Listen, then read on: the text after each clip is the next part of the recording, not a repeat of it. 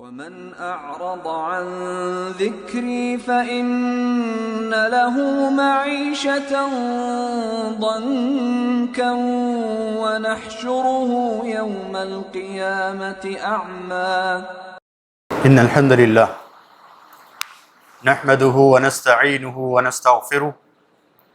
ونعوذ بالله من شرور أنفسنا ومن سيئات أعمالنا. من يهده الله فلا مضل له ومن يضلل فلا هادي له وأشهد أن لا إله إلا الله وحده لا شريك له وأشهد أن محمدا عبده ورسوله. يا أيها الذين آمنوا اتقوا الله حق تقاته ولا تموتن إلا وأنتم مسلمون. يا أيها الناس اتقوا ربكم الذي خلقكم من نفس واحدة وخلق منها زوجها وبث منهما رجالا كثيرا ونساء واتقوا الله الذي تساءلون به والأرحام إن الله كان عليكم رقيبا. يا أيها الذين آمنوا اتقوا الله وقولوا قولا سديدا يصلح لكم أعمالكم ويغفر لكم ذنوبكم ومن يطع الله ورسوله فقد فاز فوزا عظيما. أما بعد فإن خير الحديث كتاب الله وخير الهدي هدي محمد صلى الله عليه وسلم وشر الأمور محدثاتها وكل محدثة بدعة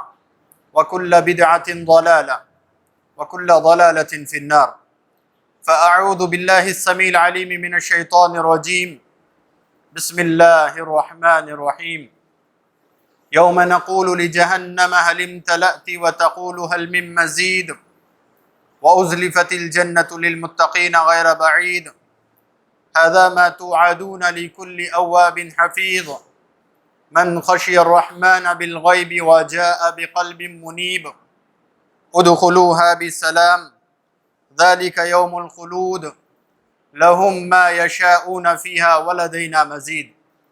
وقال تبارك وتعالى.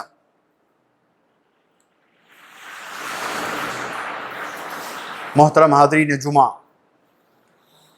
بزرگان دین، عزیز نوجوان اسلامی بھائیوں، تمام تعریفیں، کبریائی، بڑائی، ہر قسم کی اچھی اور سچی حمد و ثنا اللہ رب العالمین کے لیے لائق و زیبا ہے۔ وہ اکیلا پروردگار، اکیلا معبود برحق ہے۔ اللہ تبارک و تعالیٰ کی شان اور اس کی عظمت کے مطابق اس کی حمد و ثنا، اس کی تعریف، اس کی کبریائی۔ سبحان اللہ و بحمدہ عدد خلقہ ورضا نفسہ وزینت عرشہ ومداد کلماتہ۔ سبحان اللہ و بحمدہ سبحان اللہ العظیم۔ اللہ تعالیٰ کی اس مختصر سی حمد و ثنا کے بعد بے شمار درود و سلام ہو تمام انبیاء اور رسولوں پر، خاص طور سے میرے اور آپ کے آخری نبی محمد رسول اللہ صلی اللہ علیہ وسلم پر، آپ کے آل و اصحاب پر، صحابہ، تابعین، تبع تابعین اور قیامت تک آنے والے نیک اور صالحین پر اللہ کی رحمتیں اور اس کی برکتوں کا نزول ہو۔ اللہ تعالی ہمیں بھی ان نیک اور صالحین میں شامل فرمائے۔ صلی اللہ علیہ وعلی آلہ ومن تبعہم بإحسان الی یوم الدین، اما بعد۔ اللہ تبارک و تعالیٰ نے فرمایا ومن اعرض عن ذکری فإن له معیشة ضنکا وَنَحْشُرُهُ يَوْمَ الْقِيَامَةِ أَعْمَى، کہ جو شخص ہمارے ذکر سے اعراض کرے گا، ہم سے اعراض کرے گا، تو ہم اس کی روزی روٹی تنگ کر دیتے ہیں۔ یہ تو دنیا کا معاملہ ہے، اور آخرت کے بارے میں اللہ تعالیٰ نے فرمایا وَنَحْشُرُهُ يَوْمَ الْقِيَامَةِ أَعْمَى،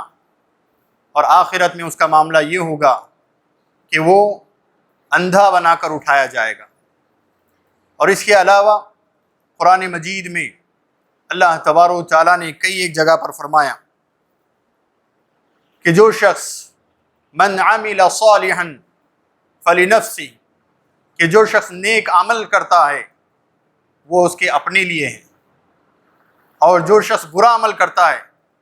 وہ بھی اس کے اپنے لیے ہے۔ انسان کے اچھے اعمال کا اثر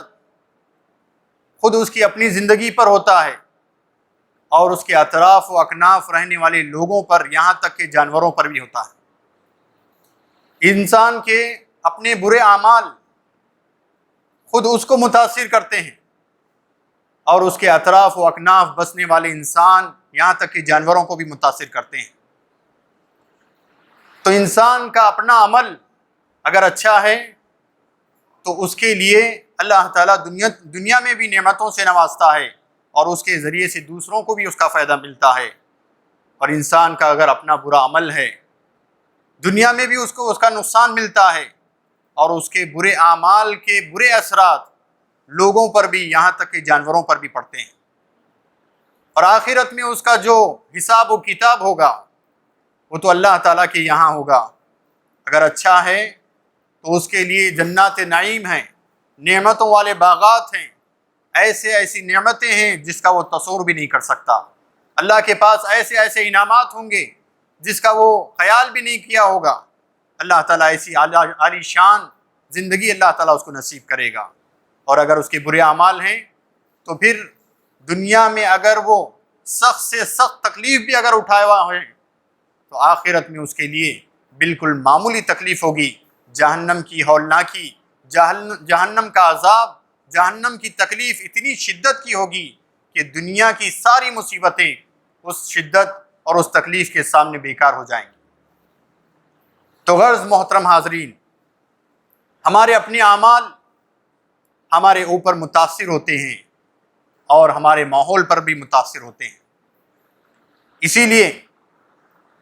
لیے اللہ تعالیٰ نے قرآن مجید میں کئی ایک جگہ پر اچھے اعمال کرنے کی تاکید کی اور برے اعمال سے منع کیا، اور پچھلی قوموں کا تذکرہ اللہ تعالیٰ نے کیا، پچھلی قوموں کا ذکر اللہ تعالیٰ نے کیا، اور اللہ تعالیٰ نے ان پر جو نعمتیں اللہ تعالیٰ کی نازل ہوئی ان کے اچھے اعمال کے سبب نازل ہوئی، اور ان پر جو عذابات اور جو آزمائشیں آئیں ان کے برے اعمال کا نتیجہ ہے، اللہ تعالیٰ نے اس کا جگہ جگہ ذکر کیا۔ اگر آپ ابتدا سے لیں، حضرت آدم علیہ السلام سے اللہ تبارک و تعالیٰ نے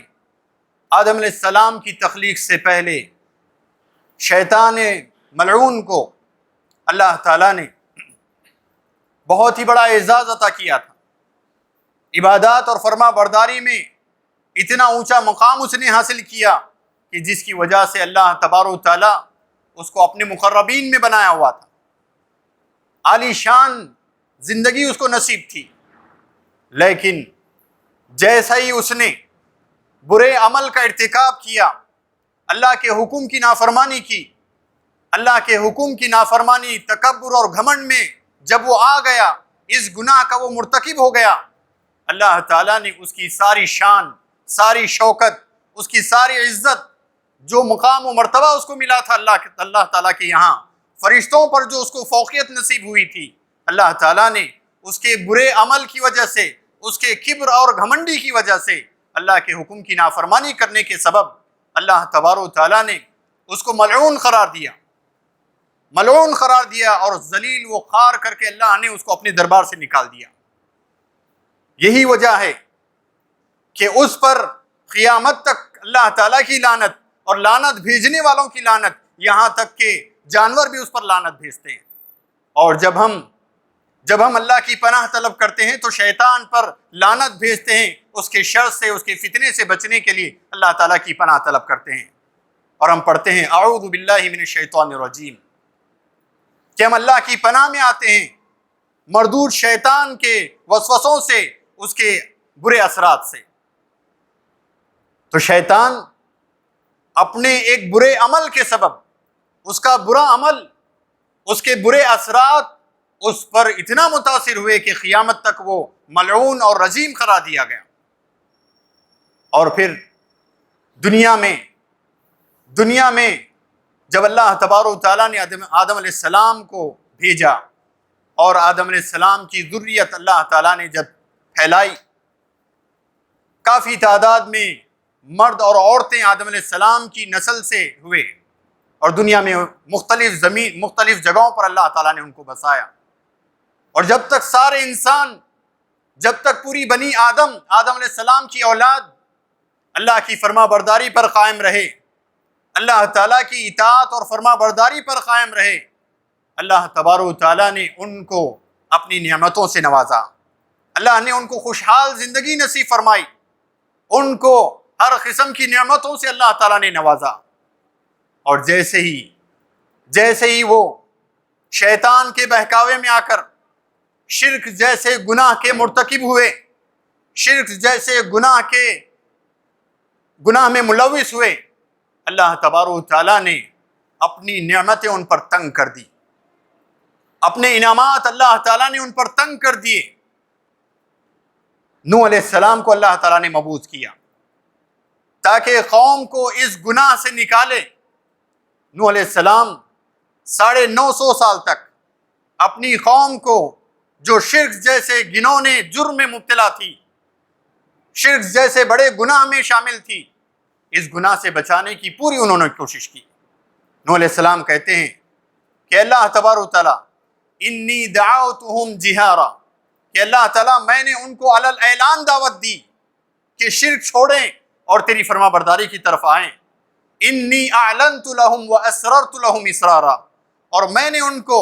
کھلے طور بھی دعوت دی اور اکیلے میں ایک آدمی سے مل کر بھی میں نے اس کو دعوت دی کہ شرک چھوڑ دے اور اللہ کی فرما برداری میں آئے۔ لیکن انہم عصونی، کہ انہوں نے میری نافرمانی کی اور انہوں نے اطاعت و فرما برداری کی ان شیاطین کی، ان باطل معبودوں کی، جس کے سبب اللہ تعالیٰ نے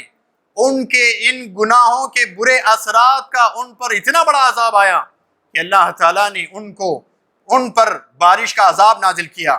آسمان سے پانی برسنے لگا، زمین بھی اپنے اندر کا پانی ابلنے لگی، اور اللہ تبارک و تعالیٰ نے ان کے گناہوں کے وجہ سے اللہ تعالیٰ نے ان کو پانی میں غرق کر دیا، ان کو ہلاک و برباد کر دیا۔ اور جو لوگ اطاعت و فرما برداری پر آ گئے، اللہ تعالیٰ کے حکم کے مطابق توحید پر آئے، شرک کو انہوں نے چھوڑ دیا، اللہ کی اور اپنے نبی نوح علیہ السلام کی اطاعت کی، اللہ تعالیٰ نے ان کو کشتی کے ذریعے سے ان کو نجات دی۔ اور پھر اللہ تعالیٰ نے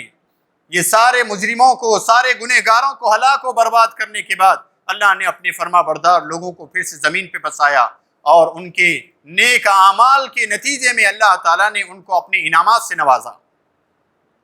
تو نوح علیہ السلام کی قوم کے بعد اب اس کے بعد کئی اقوام آئی۔ قوم عاد جس کو اللہ تعالیٰ نے اتنی قوت اور طاقت دی کہ وہ قوم اپنی ہاتھوں سے بڑی بڑی چٹانیں، بڑے بڑے پتھر تراشتے تھے اور بڑی عالی شان عمارتیں تعمیر کرتے تھے، بڑی قوت اور طاقت کے مالک تھے۔ اس کے باوجود جب وہ شرک اور کفر کے گناہ میں ملوث ہوئے، ان کے ان گناہوں کا اثر ان پر اتنا ہوا کہ اللہ تعالیٰ نے ان پر تیز و تند ہوا اور طوفان اللہ تعالیٰ نے عذاب کی شکل میں نازل کر دیا۔ ان کی قوت اور طاقت، یہ ساری صلاحیتیں ہونے کے باوجود ان کے گناہ کا اتنا برا اثر ان پر ہوا کہ اللہ تعالیٰ کے عذاب کا وہ شکار ہوئے اور اس طرح ہلاک و برباد ہوئے۔ اللہ تعالیٰ نے قرآن مجید میں فرمایا کہ وہ جس طرح ایک تیز طوفانی ہوا کے گزرنے کے بعد کھیتی اور فصل، درخت اکھڑ کر جگہ جگہ بکھرے پڑے ہو جاتے ہیں، اس طرح ان کی لاشیں زمین پر مختلف جگہ پر بکھری پڑی ہوئی تھی۔ کیڑے پتنگے جس طرح مرنے کے بعد بکھر جاتے ہیں، اس طرح ان کی لاشیں بکھر گئی تھی۔ یہ ان کے گناہوں کا برا اثر ان پر ہوا کہ وہ لوگ اس طرح برے عذاب کے ذریعے سے ہلاک و برباد کر دیے گئے۔ اور اس کے بعد قوم سمود، جنہوں نے اللہ کی اور اپنے رسول کی نافرمانی کی اور اللہ کے حکم کی مخالفت کی، جس کے سبب اللہ تعالیٰ نے ان کو بھی ہلاک و برباد کر دیا ایک زوردار چیخ کے ذریعے سے، زوردار ڈراؤنی آواز کے ذریعے سے، ایسی ڈراؤنی اور ایسی ہلاک کرنے والی آواز جس سے ان کے دل پھٹ گئے اور وہ ہلاک و برباد ہو گئے۔ یہ گناہوں کے اثرات تھے جس کی وجہ سے وہ لوگ ہلاک و برباد کر دیے گئے۔ اور اس کے علاوہ فرعون کے سلسلے میں بھی آپ نے سنا ہوگا، فرعون جس نے اپنے آپ کو معبود ہونے کا دعویٰ کیا، اپنے آپ کو خدائی کا دعویٰ کیا، اور جب موسیٰ علیہ السلام نے اس کو اللہ کی توحید کی دعوت دی، اللہ کی عبادت کی دعوت دی، اور اپنے اس برے دعوے کو چھوڑنے اور اللہ کی اطاعت اور فرما برداری میں آنے کی دعوت دی، اس نے انکار کیا، اس کی قوم نے انکار کیا۔ اللہ نے مختلف قسم کے عذابات ان پر نازل فرمائے۔ ان پر اللہ تعالیٰ نے ٹڈیوں کا عذاب نازل کیا۔ ایسی ٹڈیاں جب ان کی فصل پر پھیل جاتی، پوری کی پوری فصل ختم کر دیتے تھے۔ اور اللہ تعالیٰ نے ان پر میڈکوں کا عذاب نازل کیا، جوؤں کا عذاب نازل کیا، خون کا عذاب نازل کیا، مختلف عذابات اللہ تعالیٰ نے ان پر نازل کیے۔ جب وہ لوگ اللہ کی فرما برداری کی طرف پلٹ آتے، اللہ ان پر سے عذابات نکال دیتے، اور جب پھر نافرمانی کی طرف پلٹتے، اللہ ان کے گناہوں کی وجہ سے پھر ان پر عذاب ڈال دیتے تھے۔ یہ مختلف عذابات سے اللہ تعالیٰ نے ان کو دوچار کیا، اور آخر میں جب وہ اپنے گناہوں پر مصر رہے، اللہ تعالیٰ نے ان کو اللہ تعالیٰ نے سمندر میں غرق کر دیا۔ فرعون کے ساتھ اس کے جو بھی ماننے والے تھے ان کو ہلاک و برباد کر دیا، اور موسیٰ علیہ السلام کے ساتھ جو ایمان والے تھے، جو اللہ کی فرما برداری کرنے والے تھے، جو مطیع و فرما بردار تھے، اللہ تعالیٰ نے فرعون کے ظلم و ستم سے ان کو نجات دی، اور اللہ تعالیٰ نے ان کو ایسی نعمتوں سے نوازا، منہ و سلوہ جنت کا کھانا اللہ تعالیٰ نے ان کو عطا کیا۔ یہ ان کے نیک اعمال کا اثر تھا کہ اللہ تبارک و تعالیٰ نے جنت سے ان کے لیے کھانا نازل فرمایا۔ اور پھر جب یہی قوم جب اپنے رسول کی نافرمان بنی، اللہ کی ناشکری کرنے لگی، اللہ تبارک و تعالیٰ نے ان کو زمین میں در بدر بھٹکنے کا عذاب ان پر ڈال دیا، اور یہ زمین میں بھٹکتے پھرنے لگے۔ اور اللہ کی جو نعمتیں جنت سے ان کو نصیب ہوتی تھی، جب ان نعمتوں کی انہوں نے ناشکری کی، اللہ کی نافرمانی کی، اپنے رسول کی نافرمانی کی، تو اللہ تعالیٰ نے ان پر جو نعمتیں نازل کی تھی، وہ نعمتیں اللہ تعالیٰ نے ان سے روک لی، اور اللہ تعالیٰ نے ان پر عذاب نازل کر دیا، جس کی وجہ سے در بدر کی ٹھوکریں کھاتے پھرنے لگے۔ اور اس کے علاوہ کئی ایسی قوموں کا اللہ نے تذکرہ کیا قرآن مجید میں۔ غرض یہ سارے واقعات قرآن مجید میں جو اللہ تعالیٰ نے ذکر کیے ہیں، یہ اس بات کی طرف ہمیں اشارہ کرتے ہیں کہ انسان کے اچھے اعمال خود اس کو متاثر کرتے ہیں، اس کے ماحول کو متاثر کرتے ہیں، اور انسان کے برے اعمال خود اس پر بھی اللہ کے عذابات لاتے ہیں اور اس کے ماحول پر بھی متاثر ہوتے ہیں۔ قرآن مجید میں اللہ نے ان کا بھی تذکرہ کیا۔ اللہ تبارک و تعالیٰ نے سورہ کہف میں ذکر کیا کہ جو نیک عمل کرتے ہیں، ان کے نیک اعمال کا اثر صرف ان تک ہی نہیں بلکہ ان کی اولاد کو بھی پہنچتا ہے۔ اللہ تعالیٰ نے فرمایا فَأَمَّا الْجِدَارُ فَكَانَ لِغُلَامَيْنِ يَتِيمَيْنِ وَكَانَ تَحْتَهُ كَنْزٌ لَهُمَا وَكَانَ أَبُوهُمَا صَالِحًا۔ اللہ تعالیٰ نے فرمایا موسیٰ علیہ السلام اور خضر علیہ السلام کا قصہ، جس میں یہ دونوں نبی سفر میں تھے۔ دیکھتے ہیں کہ دو یتیم بچے ہیں اور ان کے گھر کی دیوار گری ہوئی ہے۔ خضر علیہ السلام اس دیوار کی مرمت کر دیتے ہیں۔ تو غرض اس پورے واقعے میں، اس آیت میں اللہ تعالیٰ نے جو بات کا ذکر کیا وہ یہ کہ یتیم بچے جن کے ماں باپ بڑے نیک اور صالح تھے، اللہ کے فرما بردار تھے، مطیع تھے، ان کے نیک اعمال کے سبب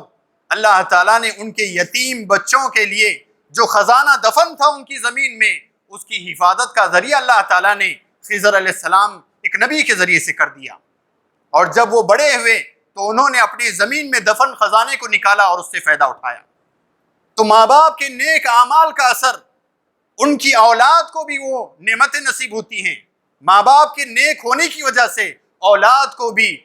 اللہ تعالیٰ کے انعامات نصیب ہوتے ہیں۔ اور اس کے علاوہ سورہ قلم میں، سورہ نون میں اللہ تعالیٰ نے ذکر کیا باغ والوں کا، ان کھیتی والوں کا واقعہ کہ بڑا نیک اور صالح بندہ تھا، اللہ کا بڑا فرما بردار بندہ تھا، جو اپنے کھیتی کی جب فصل آتی تو اس میں 3 حصے کرتا، ایک حصہ اپنے لیے، ایک حصہ رشتہ داروں، ایک حصہ اپنی کھیتی کے لیے، اور ایک حصہ غریبوں اور مسکینوں کے لیے، یتیموں کے لیے۔ اسی طرح ہر بار وہ جب بھی فصل آتی اسی طرح وہ تقسیم کیا کرتا تھا۔ اور جب اس کے مرنے کے بعد اس کی اولاد اس کے زمین کی مالک بنی، جب تک اس کی اولاد اپنے باپ کے نقش قدم پر رہی، اللہ تبارک و تعالیٰ برابر ان کو یہ نعمتوں سے نوازتا رہا۔ اطراف کی کھیتیوں میں اتنی فصل نہیں ہوتی جتنی ان کے کھیت میں ہوتی تھی، اور اللہ تبارک و تعالیٰ ان کی کھیتی کو بارش ایسے معجزانہ طور پہ پہنچاتا کہ کہیں اور چٹان پر بارش ہوتی اور اس سے بہہ کر آنے والی نہر ان کے کھیت کو پہنچتی، اور اس نہر کے ذریعے سے ان کا کھیت سیراب ہوتا۔ اور جب تک اس نیک آدمی کی اولاد اپنے باپ کے نیکی کے راستے پر قائم رہی، اللہ تعالیٰ ان کو ان نعمتوں سے نوازتا رہا۔ اور پھر جب انہوں نے نافرمانی کی، اللہ تبارک و تعالیٰ نے ان کی کھیتی کو ہلاک و برباد کر دیا، اور ان کے اس گناہ کا اثر اتنا ہوا کہ ان کی کھیتی برباد ہو گئی، اور خود وہ لوگ بھی روزی روٹی کی تنگی میں مبتلا ہو گئے۔ تو غرض میرے محترم حضرات، ہمارے اپنے گناہ جس سے ہم خود متاثر ہوتے ہیں، ہمارے اطراف کے لوگ متاثر ہوتے ہیں، یہاں تک کہ جانور بھی متاثر ہوتے ہیں۔ اللہ تعالیٰ نے قرآن مجید میں کئی ایک جگہ پر فرمایا کہ جو لوگ برے اعمال کرتے ہیں، من کسب سیئۃ، جو لوگ برے اعمال کرتے ہیں ان کے ان برے اعمال کا نتیجہ وہ خود بھگتیں گے، اور اس کے علاوہ دوسروں پر بھی اس کا اثر ہوگا۔ ظہر الفساد فی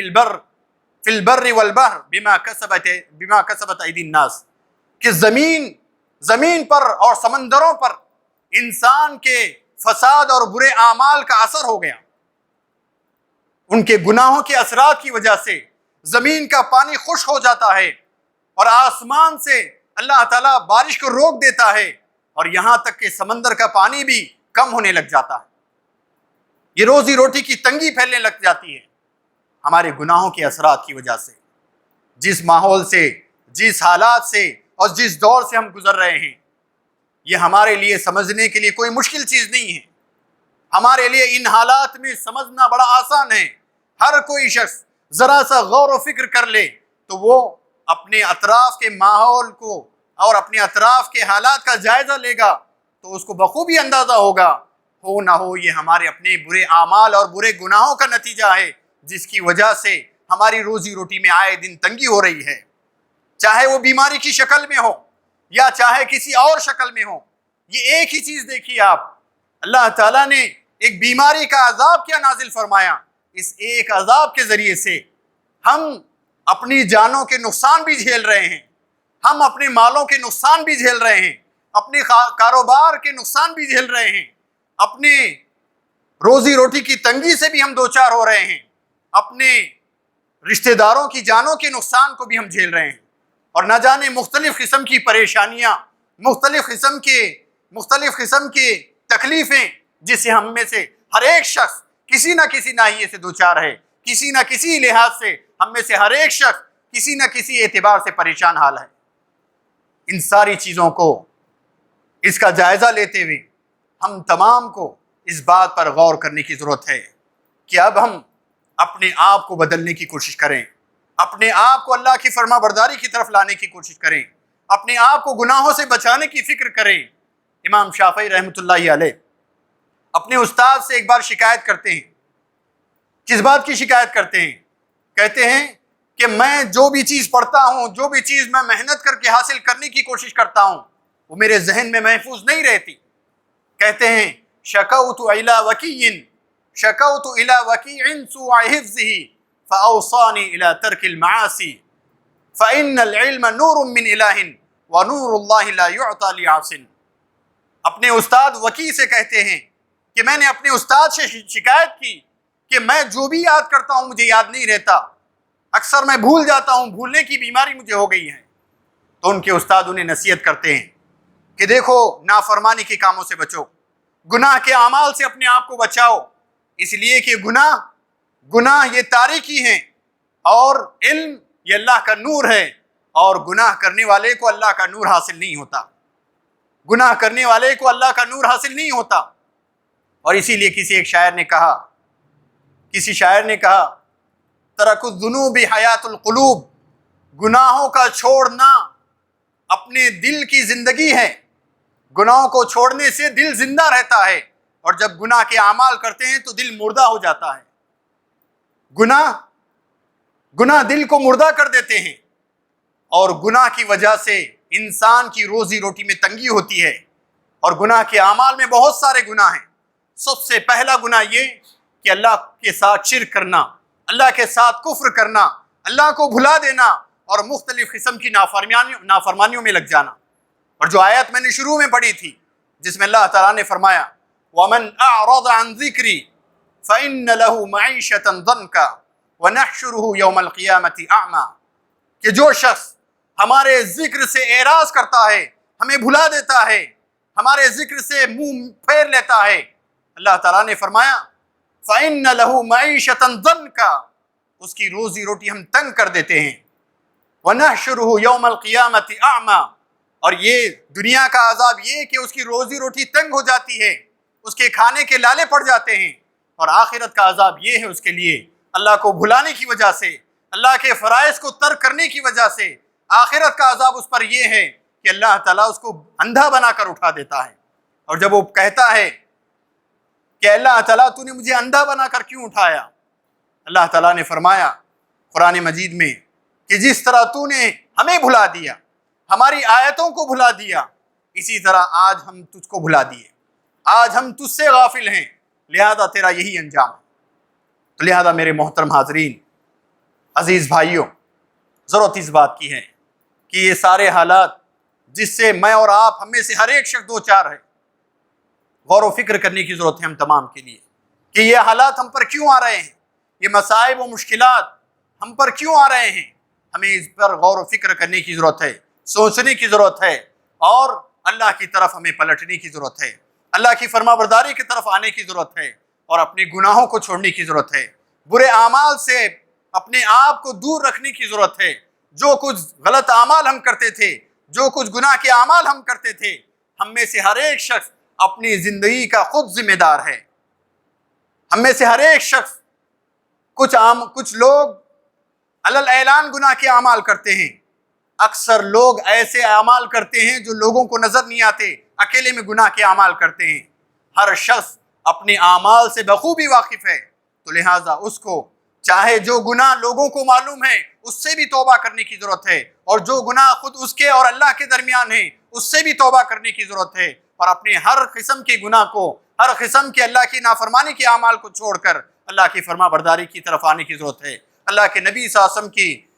اطاعت و فرما برداری کی طرف آنے کی ضرورت ہے۔ اللہ تعالیٰ سے دعا ہے کہ اللہ تعالیٰ ہم تمام کو گناہوں سے بچائے، گناہ کے برے اثرات سے اللہ ہماری حفاظت فرمائے، اللہ تعالیٰ ہم تمام کو گناہوں سے سچی توبہ کرنے والا بنائے، اللہ تعالیٰ ہم تمام کو اپنے گناہوں سے اللہ تعالیٰ ہمیں مغفرت حاصل کرنے والا بنائے، اللہ ہمارے گناہوں کو معاف فرمائے، گناہ کے جو برے اثرات جو مختلف عذابات کی شکل میں ہم پر نازل ہو رہے ہیں، اللہ تعالیٰ ان عذابات کو دور فرمائے، اللہ ان گناہوں کے برے اثرات سے ہم تمام کی حفاظت فرمائے، اللہ تعالیٰ ہم تمام کو اللہ کی فرما برداری پر قائم رکھے، اللہ تعالیٰ ہمیں تیرا فرما بردار بنائے رکھے، نبی کریم صلی اللہ علیہ وسلم کے بتائے ہوئے راستے پر اپنی زندگی گزارنے کی توفیق عطا فرمائے، اللہ تعالیٰ ہم تمام کو گناہوں سے بچائے، شیطان کے مکر و فریب سے بچائے، اپنے نفس کے برے خواہشات سے اللہ ہماری حفاظت فرمائے، اللہ ہمیں نیکی پر قائم رکھے، ہدایت پر قائم رکھے، اللہ تعالیٰ ہمیں نمازوں کا پابند بنائے، اللہ تعالیٰ ہم تمام کو اللہ کے فرائض کی ادائیگی کی توفیق عطا فرمائے، گناہ کے اعمال سے، اللہ کی نافرمانی کے اعمال سے اللہ ہماری حفاظت فرمائے، اللہ ہم سب کو صحت و عافیت عطا فرمائے، جو بیمار ہیں ان کو شفاء کاملہ عاجلہ عطا فرمائے، جو مقروض ہیں ان کی قرض کی ادائیگی کے راستے ہموار فرمائیں، جو پریشان حال ہیں اللہ ان کی پریشانی کو دور فرمائے، اللہ تعالیٰ دنیا میں جہاں کئی مسلمان مظلوم ہیں اللہ ان کی مدد و نصرت فرما، اللہ تمام مسلمانوں کی حفاظت فرما، اللہ مسلمان بہنوں کی ان کی عزت و عصمت کی حفاظت فرما، اللہ ہماری نسلوں کی حفاظت فرما، اللہ ہمیں نیک توفیق عطا فرما، اللہ ہمیں اپنے دین سے، اپنے اسلام سے محبت عطا فرما، اللہ ہمیں اپنے دین سے جڑے رہنے کی توفیق عطا فرما، اللہ ہماری مغفرت فرما، ہمارے مردوں کی مغفرت فرما، اللہ ہمیں بھی قبر کے عذاب سے بچا لے اور ہمارے مرحومین کو بھی قبر کے عذاب سے بچا لے، اللہ ہم تمام پر رحم و کرم کا معاملہ فرما، اللہ ہم تمام کی مغفرت فرما۔ اقول قولی ھذا استغفر اللہ لی ولکم ولسائر المسلمین من کل ذنب فاستغفروہ انہ الغفور الرحیم۔